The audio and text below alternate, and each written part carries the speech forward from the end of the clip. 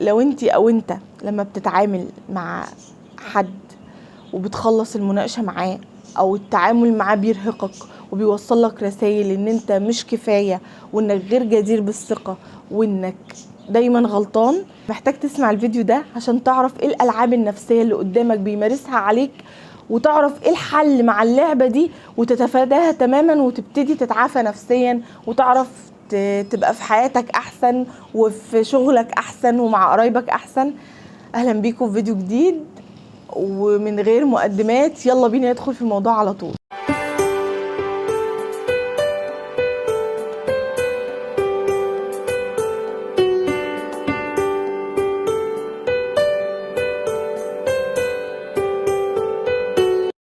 لعبة النهاردة اسمها اديني مسكتك غلطتك ووقعت. اللعبة دي بتتعمل ازاي؟ اللي قدامك بيقولك الكلام مبهم بدون توضيح، ووقت ما انت تعمل حاجة غير اللي هو في دماغه او هو اللي عايزها يقولك هو انا قلت كده. تعالي نقول مثال على 2 متجوزين. واحد بيقول لمراته الفلوس عندك، هاتي غدا يكفينا كلنا، اجي الاقي الغدا. حلو كده.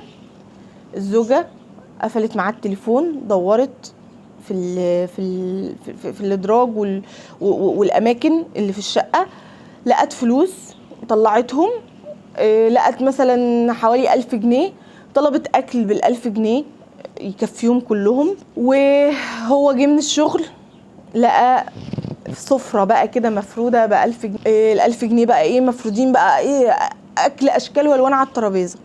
جوزها يقول لها ايه اللي انت عملتيه ده؟ انت جبتي الفلوس دي منين؟ تقول له في الدرج جوه، مش انت قلت لي هتلاقي فلوس عندك، هاتي اكل. انت ايه اللي وداكي للدرج ده؟ ده الدرج ده انا عاين فيه فلوس عليا لصاحبي، ده احنا ملناش علاقه بالفلوس دي خالص. الفلوس يا هانم اهي عندك على الترابيزه، هم 200 جنيه كان ممكن تجيبي بيهم اكل يكفينا كلنا، انما ايه اللي انت جايباه ده كله؟ هو اللي قال الكلام مش واضح، مش هي اللي غلطانه، هو اللي خفى الكلام وخفى التفاصيل وساب اللي قدامه يتصرف بحيث ان هو يوقعه في غلطه. طب هو ليه بيعمل كده؟ بيوقع اللي قدامه وياخد عليه زلات عشان يفرض سيطرته. هي لما تعمل حركة زي دي ويجي بكرة يقول لها انت هتمشي بقية الشهر ب300 جنيه، هتقدر تتكلم؟ ما هي بقى في وجهة نظرها عاملة مصيبة، صرف 1000 جنيه في يوم واحد وهو ممكن يكون مرتبه كله 4-5 آلاف جنيه. هتقولي هي مش غبية برضو المفروض تاخد بالها او كده، ماشي، بس الموضوع مثال، انما في الحياة العملية بجد بتبقى في حاجات تلخبط، بتبقى مش فاهمة هو عايز ايه ولا قال ايه، وتقولك خلاص بلاش ادوشه بكتر الاسئلة، خلاص هو اكيد قصده كذا، وتتوقع وتنفذ وتاخد عقابها بقى بناء على اللي هي عملته. فعلشان ما تقعيش في اللعبة دي، هقولك انا الحل بتاعها ايه. قبل ما تقفلي معاه بعد ما هو قالك الفلوس عندك، الفلوس فين؟ هيتعصب ويقولك ده وقت انا في الشغل، انت بتعملي ايه؟ يبقى لكم مكان معين في البيت فيه مصروف البيت ما بيتغيرش، الدرج الكذا اللي جنب كذا هو ده اللي فيه مصروف البيت، ماليش دعوه باي درج تاني. هيجي يتوهك، هيقولك انا عارف حطيته في لا، بعد كده يا فلان لو ما لقيتش الفلوس في الدرج هنا انا مش هعمل اكل. بقرار حازم. انت كده غلسه، انت بتغلسي عليه، لا انت بتوقعي له لعبه بيستفاد منها جدا وبتمرضه وبتخلي اللي حواليه لو انت استحملتيه في البيت مش هيعرفوا يستحملوه في الشغل. لما يقول لموظف تحت ايده انا عايزك تعملي التقرير الفلاني ويرجع له يا عيني عامل التقرير يقول له هو انا قلت كده؟ انا قلت لك تستر بالمنظر ده او تعمله بالترتيب ده؟ كل ده يتعاد، الناس هتدعي عليه. اوعي يعني تفتكري انك لما تجاري اللي قدامك في اللعبه اللي بيلعبها انت كده بتخدميه، بالعكس انت بتضريه. لما مره ورا مره يتعود ان الالعاب دي هتضره مش هتنفعه، عقله تلقائي هيبطل يعملها. خلصنا شرح لعبه اديني مسكتك غلطتك ووقعت، يلا نشوف اللعبه اللي بعدها. اللعبه اللي بعدها اسمها غريك، تقرب هفضحك. يعني ايه؟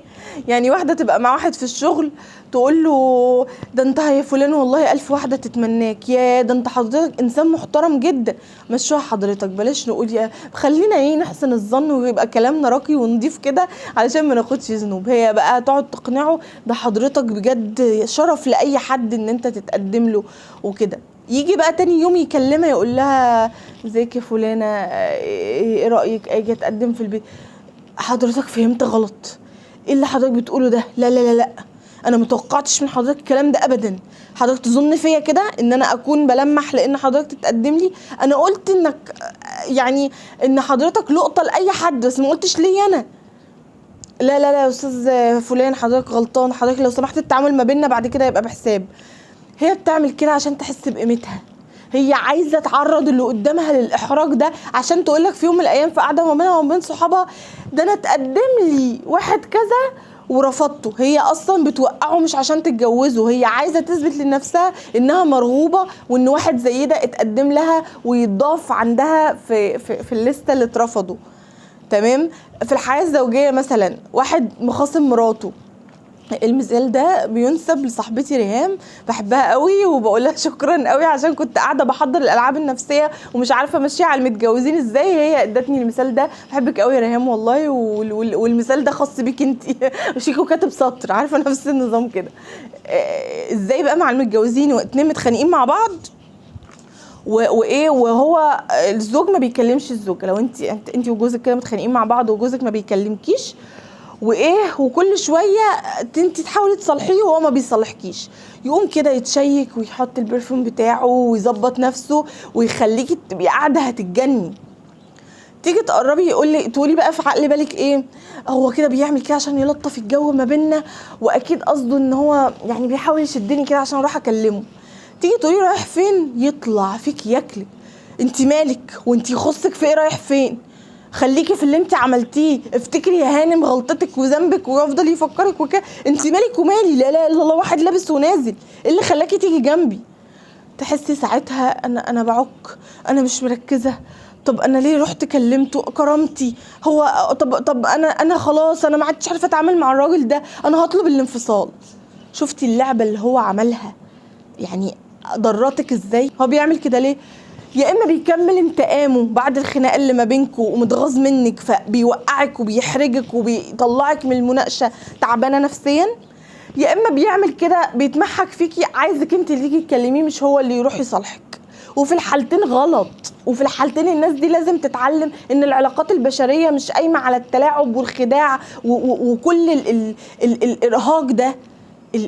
العلاقات اتعملت عشان نرتاح، عشان نتبسط، عشان حياتنا تبقى احلى، مش عشان نقعد نلعب ببعض ونتعب في اعصاب بعض. حلك ان انت لما تبقي تتخانقي مع جوزك ما تروحيش تكلميه غير وانت مقرره انك تكلميه، ولو صدق تبقي قادره تبقي سويه نفسيا وقويه نفسيا انه لو صدق عادي بيتدلع عليا، مش اسمها بيهني وكرامتي واطلب الطلاق وكده، فاهمه؟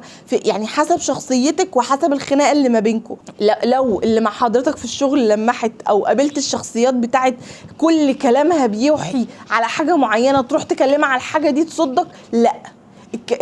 التلميحات في مجتمعنا مش كفايه، اوعى تتكلم في موضوع او تبدا حاجه الا واللي قدامك يجي يقولك بلسانه كذا وكذا وكذا، ساعتها تدوس. ما تقعش في الفخ ده، ابعد عن دايرتهم على قد ما تقدر. لو هو جوزك ما تبعديش عن دايرته عشان النصايح تختلف من مثال لمثال. جوزك حتى لو بيعمل اللعبه دي اعرفي ان هو تعرض لطفوله ضغطه وان هو اتعود على كده في حياته، وده ساعات بيبقى غلط تربيه في البيت، مش هو مقرر يعمل ده. زي ما قلتلك، زي ما وضحت في اول فيديو، الالعاب النفسيه مش شرط خالص تكون بتخطيط وتنظيم من اللي قدامك، ساعات بيعملها يعني بدون وعي خالص. واوعي تفتكري ان اللي انا بقوله خاص بالطرف التاني بس، انا بشرح عشان لو انتي بتعملي العاب من غير ما تاخدي بالك بوضح لك قد ايه هي بتضغط على الطرف التاني، وقد ايه بتتعبه نفسيا، وقد ايه احنا محتاجين نصلح في نفسنا ونتعلم ازاي نقابل غلطات الاطراف التانية ونبقى اقوياء قصاد استفزازهم وما يتعبوناش وما يرهقوناش، عشان حياتنا تبقى احسن وعشان تبقى انتوا، عشان دايما وانا بتمنى لكم السعاده ليا ولنفسي تبقوا بتحققوها بجد. لما واحده تكتب لي تقول لي انا بقيت سعيده لما سمعت كذا، انا اتحسن في حياتي حاجه الموضوع الفلاني بسبب الفيديو كذا، ببقى اسعد واحده في الدنيا. لما بشوف اللايك على الفيديو بعد ما بتتفرجوا بقول الله كلامي عجبهم، انا الناس فهماني، انا الناس سمعاني، انا الناس مدركه انا بقول ايه، وعارفين انا عندي رساله مهمه ازاي، فبيشجعوني وبيدعموني باللايك. بحبكم جدا، انتوا من اكبر نعم حياتي، في حفظ الله، واشوفكم الفيديو الجاي ان شاء الله. باي باي.